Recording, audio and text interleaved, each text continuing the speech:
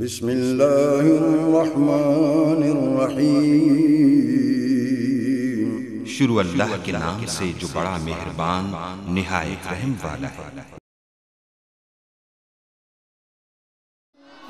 رب کو پیارے رب راضی ہے انہاں ان رب کو پیارے رب راضی ہے انہاں ایویں پیر چوم دے اسی اللہ والیاں دے ان رب کو پیارے رب راضی ہے ناتے ایویں پیر چوم دے اسی اللہ والیاں دے ان رب کو پیارے خالق دی کل خدائی انہاں دی بادشاہی خالق دی کل خدائی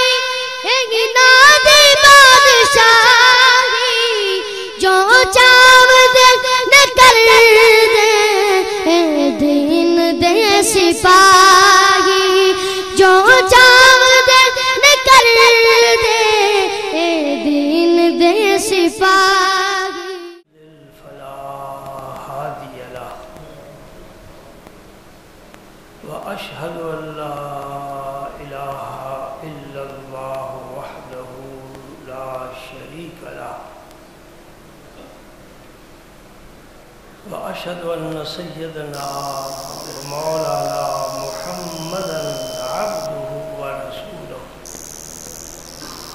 الذي أرسله الله بالحق بشيرا ونذيرا وداعيا إلى الله بإذنه وسراجا منيرا وأشهد أنه صلى الله تعالى عليه وسلم بلغ الرسالة ونصح الأمة وكشف الغمة وجلى الظلمة وجاهد في سبيل الله وعبد ربه حتى أتاه اليقين اللهم صل على سيدنا محمد وعلى آل سيدنا محمد وبارك وسلم اللهم صل وسلم على رسولك الكريم وآله الطاهرين رب اغفر وارحم وأنت خير الراحمين أما بعد فأعوذ بالله من الشيطان الرجيم بسم الله الرحمن الرحيم إن الله وملائكته يصلون على النبي يا أيها الذين آمنوا صلوا عليه وسلموا تسليما اللهم صل على سيدنا محمد وعلى آل سيدنا محمد وبارك وسلم اللهم صل على سيدنا محمد وعلى آل سيدنا محمد وبارك اللهم صل على سيدنا محمد وعلى آل سيدنا محمد وبارك وسلم بلغ العلا بكماله كشف الدجى بجماله حسنت جميع خصاله صلوا عليه وآله اللهم صل على سيدنا محمد وعلى آل سيدنا محمد وبارك وسلم اللہ تعالیٰ کی توفیق سے میں بخاری شریف اور مسلم شریف سے ایک حدیث آپ کے لیے ڈھونڈ کر لایا ہوں۔ برگ سبز تحفہ درویش۔ درویش کیا تحفہ لاتا ہے؟ سبز پتے۔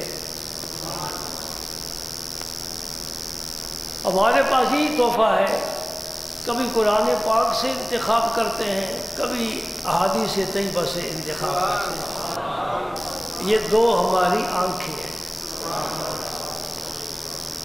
یا یوں کہہ لو جس منزل سے ہم گرے ہیں، دوبارہ اس منزل کو پانے کے لیے یہ دو پر ہیں، ان کے ذریعے ہم پرواز کر کے اپنی کھوئی ہوئی منزل کو پا سکتے ہیں۔ روشنی قرآن کی اور حدیث کی ایک ہی ہے، نام دو ہے۔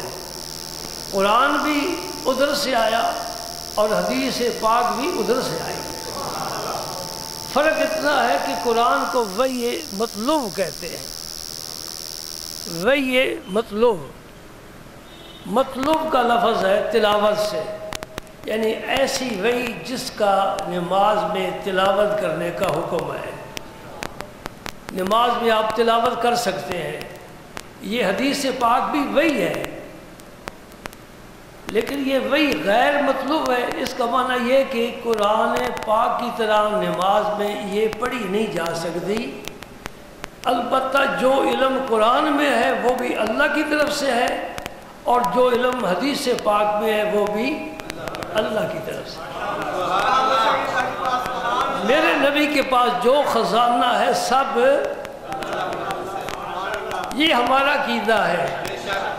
اس کے باوجود کوئی مشرک ہمیں کہے تو ہم تو کریں گے برداشت، اس لیے کہ ہم مشرک نہیں ہیں، لیکن جو کہے گا یہ تلوار ہے، اگر خطا کر جائے تو تلوار چلانے کے سر پر چلتی ہے۔ جو کسی کو کافر کہتا ہے اور وہ کافر نہیں ہوتا تو کہنے والا خود کافر ہو جاتا ہے۔ اس لیے ہمیں جوابی کارروائی کرنے کی کبھی ضرورت محسوس نہیں ہوئی۔ یا رسول اللہ کہنے والے کو مشرک کہتے ہیں، قبروں پر جانے والے کو مشرک کہتے ہیں، جی یہ کہتے رہیں، اپنے منہ سے آزاد ہیں، اپنی زبان استعمال کرتے رہے۔ ایک دن آئے گا جب عدل کا ترازو ہوگا، اعمال کا وزن ہوگا، وہ بھی ہوں گے ہم بھی ہوں گے، پتہ چل جائے گا۔ ہم کسی کو مشرک نہیں کہتے، کسی کو کافر نہیں کہتے، کسی کو دار اسلام سے خارج نہیں کرتے۔ ہم خود دار اسلام میں ہیں، اور ہماری دعا ہے کہ جو اس سے باہر ہے اللہ کرے وہ بھی دار اسلام میں آ جائے۔ ہمارا ظرف بڑا وسیع ہے، پنجابی کا لفظ استعمال کر لواں، ساڈا ویڑا بڑا کھلا ہے۔ کوئی منجی ڈائے ٹھیک ہے، کوئی پیڑا ڈائے تب بھی ٹھیک ہے، کوئی کرسی ڈائے تب بھی ٹھیک ہے، کوئی چٹائی ڈائے تب بھی ٹھیک ہے، کوئی کھڑا رہے تب بھی ٹھیک ہے، آئے صحیح۔ یہ دعوت میرے رسول اللہ کی ہے، یہ دعوت میرے پاک نبی نے ابو جہل کو ایک دن نہیں کہا تو مشرک ہے۔ میں سارے ملک کے مولویوں کو دعوت دیتا ہوں، چیلنج کا لفظ نہیں استعمال کرتا، یہ وہ لوگ کرتے ہیں، انہیں دعوت دیتا ہوں کہ ساری کتابوں کا کرو مطالعہ، اور مجھے کسی ایک کتاب کے کسی کونے پر کمزور سے کمزور روایت ہی دکھا دو کہ نبی پاک نے ابو جہل کو کہا تو کافر ہے، ابو لہب کو کہا تو کافر ہے، عتبہ کو کہا تو کافر ہے، شیبہ کو کہا تو کافر ہے، جن پر قرآن لعنت کرتا ہے، میرے نبی نے ان کو بھی کافر نہیں کہا۔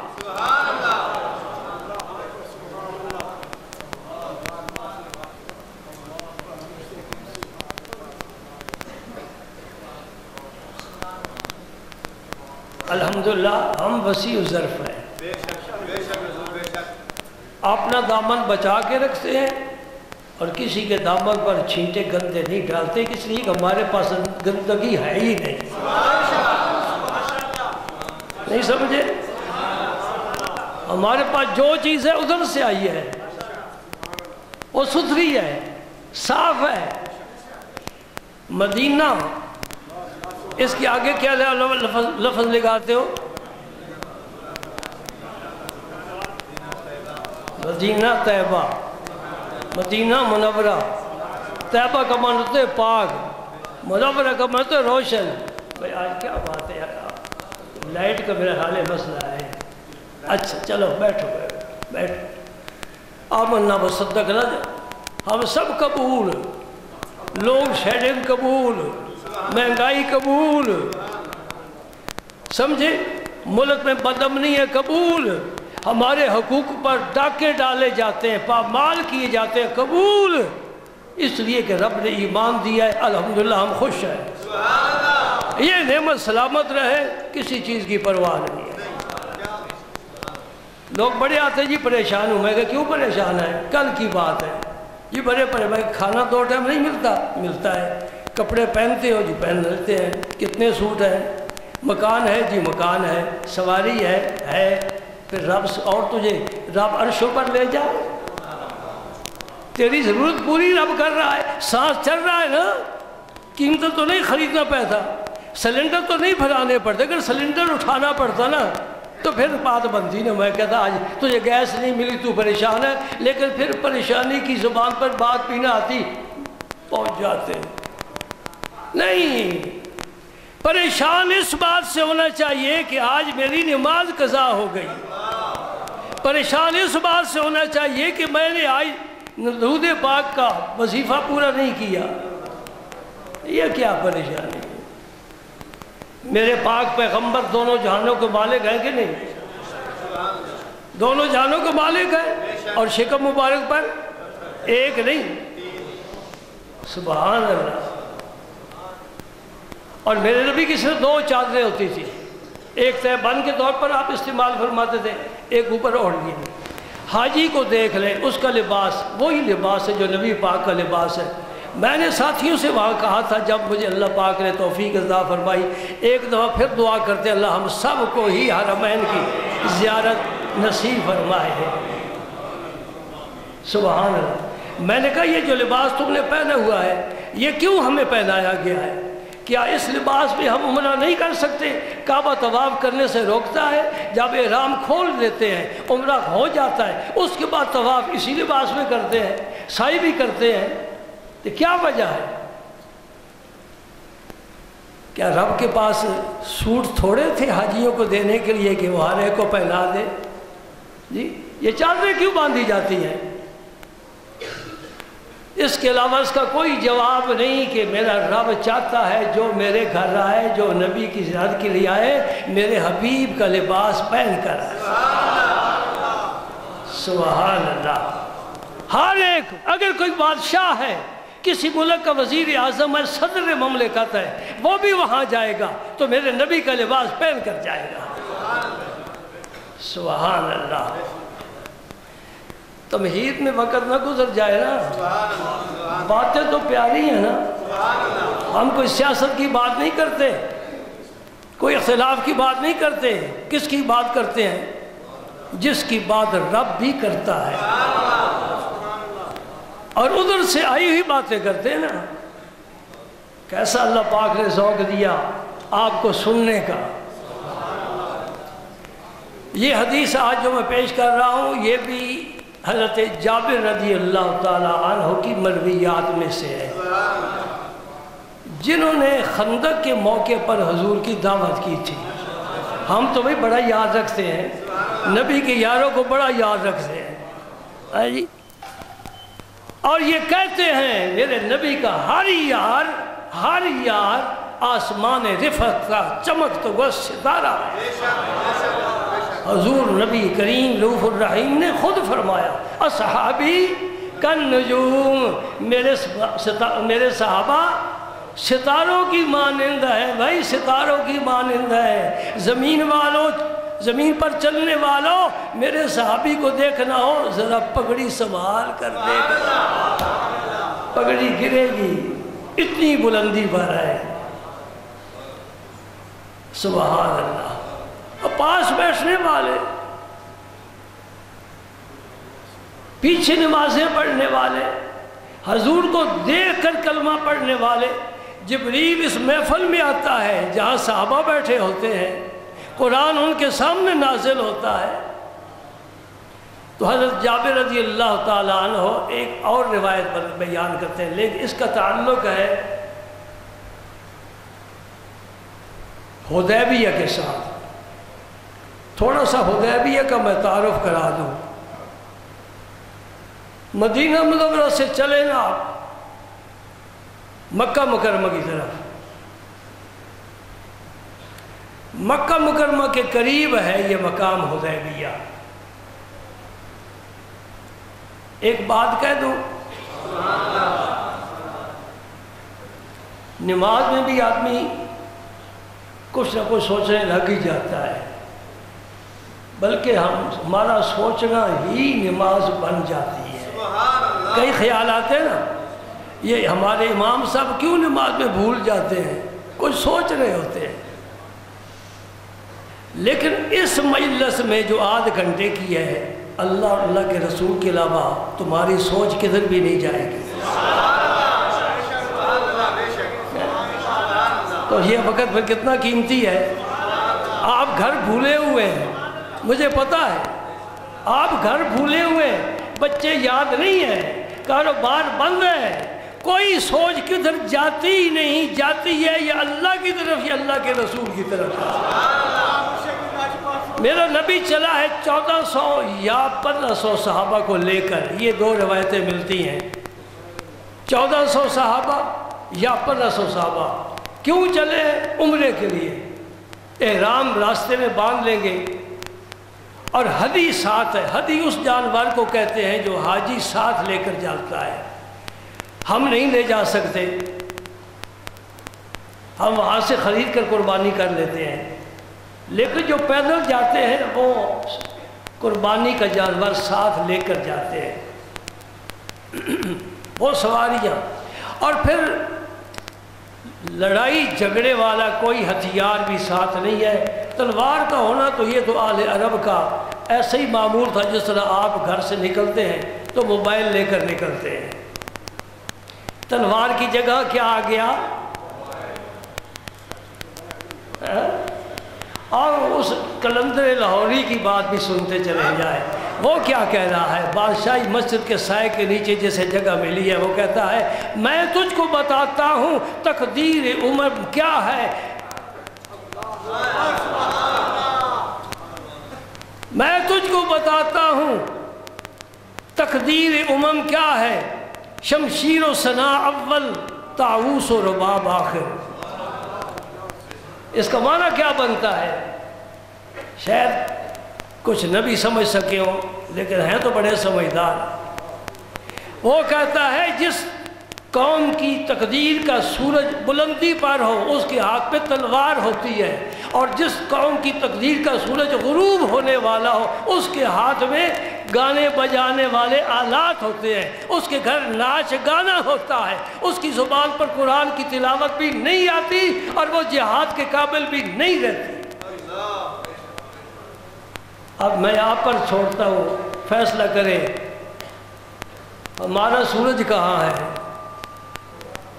جی کتنے سال ہو گئے پاکستان بنا؟ جی 60 سال سے زیادہ ہو گئے نا۔ کشمیر فتح ہوا؟ نہیں، کیوں نہیں ہوا؟ ہمارے پاس ایٹمی طاقت ہے، نہیں نہ فتح ہوا۔ ہتھیاروں سے میدان فتح نہیں ہوتے، اگر ہتھیاروں سے ہوتے تو 8 تلواریں بدل کے میدان فتح نہ کرتی۔ یہ جذبہ ایمان نہیں ہوتا ہے۔ میں کل ایک ساتھی بیٹھے تھے، میں ان کو بات ایک سنائی، میں کہا تجھے عجیب بات سناتا ہوں، عجیب بات، قدر کیا کرو، لیکن چونکہ جو چیز مفت ملتی ہے نا اس کی قدر نہیں ہوتی، قدر کیا کرو۔ لشکر اسلام میرے پاک پیغمبر کا لشکر جہاد کے لیے روانہ ہونا چاہتا ہے، سارے گھروں سے نکل آئے، کفن سروں پر باندھ لیا، تلواریں ہاتھ میں ہیں، نیزے ہیں، تیر کمان ہے، جذبہ ایمانی ہے۔ ایک نابینا صحابی تھے جو مسجد میں بھی جاتے ہیں تو کوئی ہاتھ پکڑ کر لے جاتا ہے، وہ بھی آہستہ آہستہ چلتے چلتے اپنی لاٹھی ٹیکتے لشکر اسلام میں وہ بھی شامل ہو گئے۔ آئے آئے میرے نبی، تو نے کیسا جذبہ بھر دیا ہے۔ اور نابینا صحابی مسجد میں نہیں جا سکتا، قرآن کی تلاوت دیکھ کر نہیں کر سکتا، نابینا صحابی تم کیا کرو گے وہاں جا کر؟ کہ خدا کی قسم لا جواب دیا، اس جواب نے جبریل کو بھی پسینہ آ گیا۔ اگر جبریل بھی وہاں ہوتے اس مرتبے پر نہ ہوتے، وہ صحابی کیا کہتا ہے؟ میں کچھ نہیں کر سکتا، تلوار نہیں چلا سکتا، کسی کو نیزہ نہیں مار سکتا، تیرا جھنڈا تو تھام سکتا ہوں۔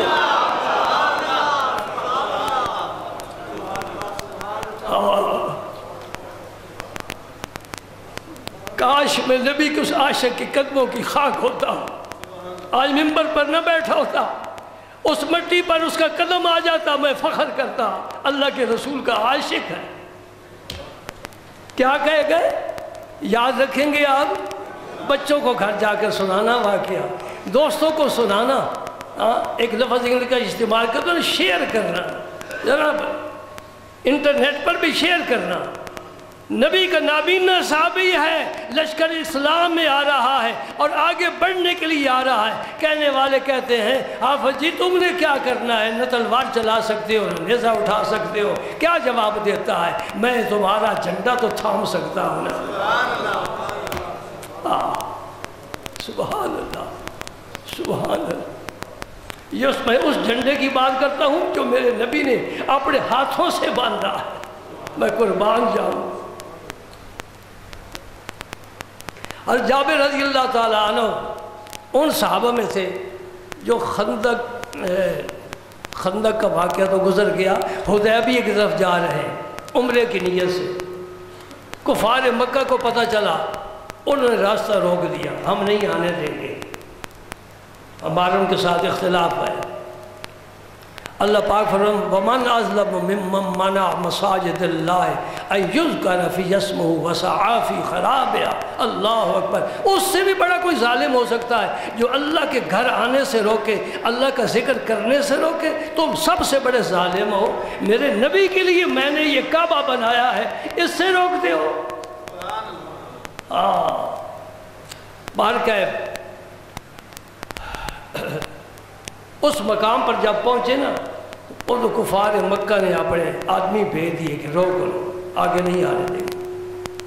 یہ بڑا طویل واقعہ، بڑا دلچسپ ہے۔ اس میں سے ایک واقعہ یہ بیان کر رہے ہیں جابر رضی اللہ تعالیٰ عنہ۔ اب عرب کا ریگزار آپ نے دیکھا ہے، جنہوں نے سفر کیے ہیں جدہ سے مکہ مکرمہ، مکہ مکرمہ سے مدینہ، کچھ لوگ ریاض جاتے ہیں، کچھ دمام جاتے ہیں اپنی گاڑیوں پر، دبئی سے بھی لوگ عمرے کے لیے جاتے ہیں۔ تو عرب کے سارے ریگستان آپ نے اپنی آنکھوں سے دیکھے ہیں، کہیں چشمے کیا نام کی کوئی چیز نہیں ہے، سبزہ نہیں ہے، درخت نہیں ہے، سایہ نہیں ہے، سفر ہو رہا ہے۔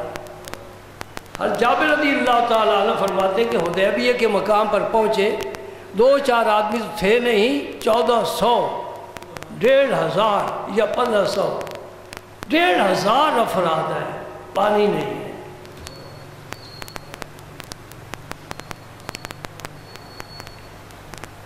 لوگوں کو پیاس محسوس ہوئی، یہ کون ہے؟ یہ سب لا الہ الا اللہ پڑھنے والے۔ یہ لا کا ایسا خنجر ہے جو ہر غیر کی گردن پر چل کر نفی کرتا ہے، اس بات کرتا ہے صرف اس خالق و مالک کا کہ ایک اللہ ہے، بس دوسرا کوئی نہیں۔ اللہ عبادت کے لائق، اللہ سجدوں کے لائق، اللہ رکوع کے لائق، اللہ دعائیں کس سے؟ اللہ سے، مدد کس سے؟ اللہ سے۔ الحمدللہ سبق یاد ہو گیا۔ دعائیں کس سے؟ مدد کس سے؟ اللہ سے۔ بیماری آ جائے شفا دینے والا کون؟ اللہ۔ پریشان ہو راحت کی ہوا چلانے والا کون؟ اللہ۔ رزق دینے والا اللہ، زندہ رکھنے والا اللہ، موت دینے والا اللہ، عزت دینے والا اللہ، ذلت دینے والا۔ بھائی تمہیں کوئی مشرک ہے نا تو میرا جی چاہتا ہے میں کسی یادگار چوک میں اس کے کان پکڑوا کر نا تمہیں اس کے اوپر بٹھا دو جو تمہیں مشرک ہے۔ جس کا یہ عقیدہ ہو، اس سے بھی اوپر کوئی توحید ہے؟ ہاں ایک ہے جس کو آج کوئی نہیں پا سکتا، وہ جنید بغدادی کی توحید ہے، بایزید بستامی کی توحید ہے، وہاں تک کوئی ملا پہنچ سکتا ہی نہیں، وہ بابا فرید کی توحید ہے۔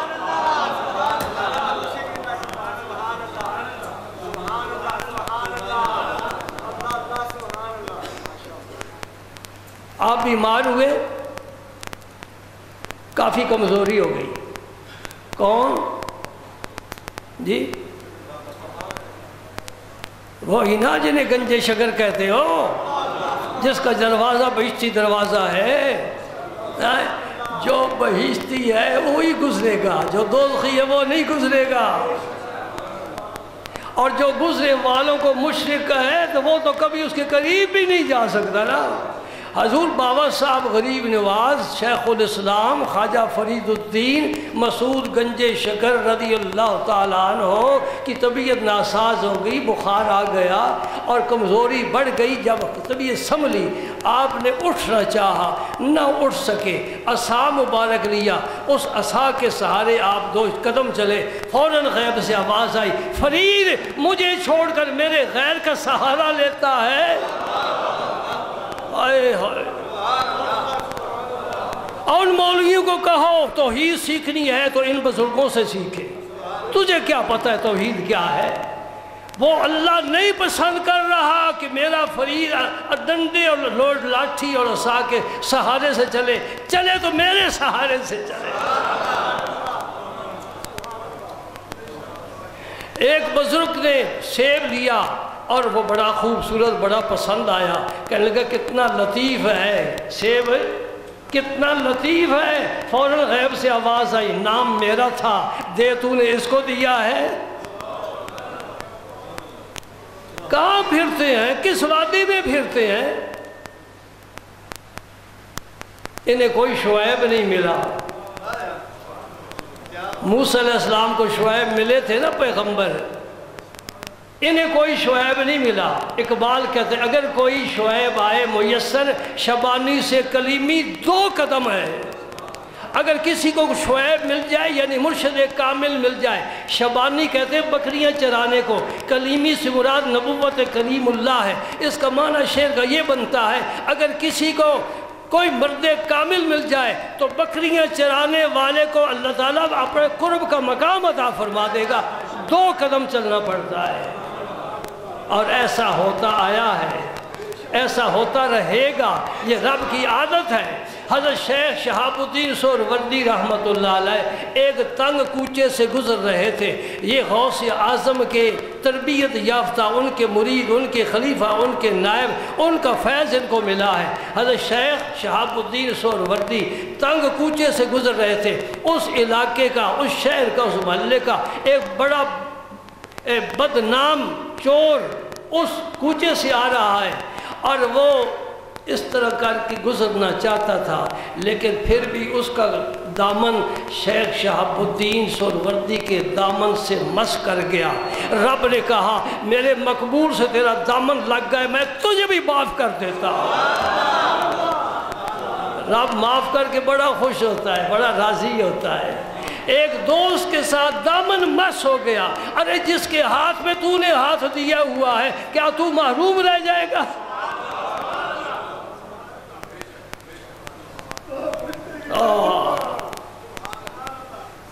سادی صاحب کیا فرما گئے؟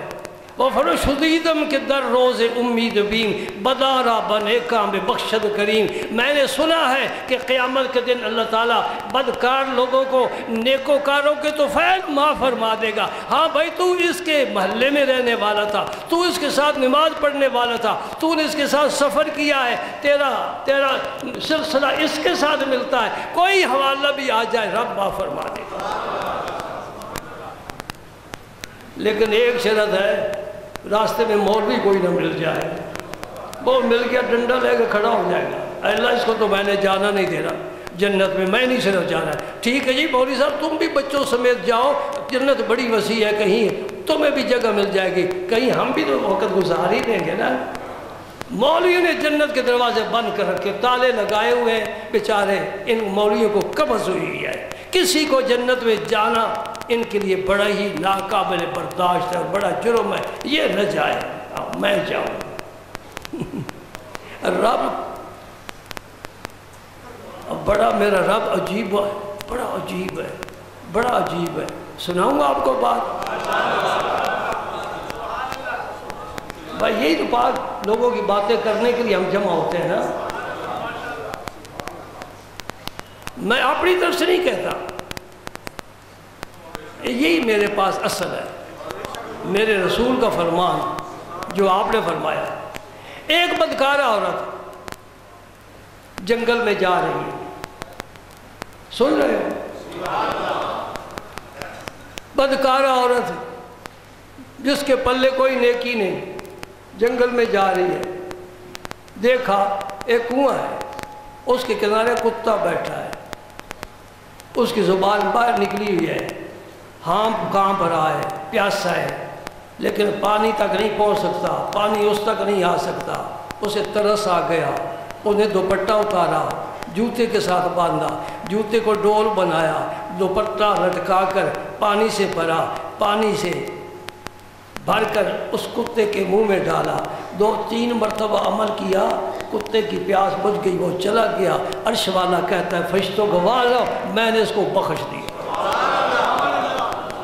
اس نے میری مسکین مخلوق پر رحم کیا، میں نے اسے بخش دیا ہے۔ میں نے کہا بخشی تو گئی، جائے گی جنت میں، آگے مولوی کھڑا ہو کر ڈنڈا لے کر جانے نہیں دے گا، تو نے تو ایک بھی نماز نہیں پڑھی، اور رب تیرے میرے سجدوں کا محتاج ہے؟ نہیں، ہم محتاج ہیں سجدہ کرنے کے۔ آپ کے ملک کی ایک گلوکارہ، نام لوں گا تو آپ پورے شہر میں مشہور کر دیں گے کہ ممبر پر نور جہان کا ذکر کر رہے تھے، نام تو نہیں نہ لیتا، وہ 27 رمضان کو مر گئی، رمضان کا مہینہ، جمعے کی رات، آخری عشرہ، اور مفتیوں کیا فتویٰ دو گے؟ وہ کدھر گئی، کدھر لے جانا چاہتے ہو؟ کہ جہنم میں پھینکو، اس لیے کہ یہ کبھی روے بھی نہیں آئی، کبھی رائے وین بھی نہیں آئی، یہ تو اس قابل ہی نہیں کہ بخشی جائے۔ سنیوں کا تو کوئی مرکز ہی نہیں ہے نا، معاشرہ جو جنت میں لینے جانے والے ان کے تو مرکز ہے، یہ تو کبھی وہاں نہیں آئی۔ دعا ہوتی ہے، سارا ملک اکٹھا ہوتا ہے، یہ کبھی دعا میں بھی شریک نہیں ہے، اس کو تو جنت میں ہی جانا۔ تو رب نے اسے رمضان میں موت کیوں دی؟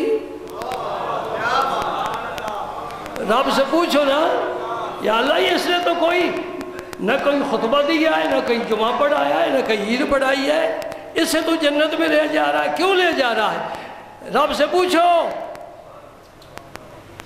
ساری دنیا جمع ہو کر اس کو روک لے گی؟ میرے دوست، تجھے مجھے کیا پتا اس کا خفیہ کوئی ایسا عمل ہے جو میرے رب کو پسند ہے۔ یوں نہ نکلے آپ برچھی تان کر، اپنا بیگانہ ذرا پہچان کر۔ دوستو، یہ حدیث پاک قرض ہے، آپ کاروباری ہیں نا، تو ادھار کا کھاتہ آپ کے پاس ہوتا ہے، اس کو بھی ادھار کے کھاتے میں ڈال لو، زندگی انشاءاللہ آئندہ جمعہ پیش کروں گا۔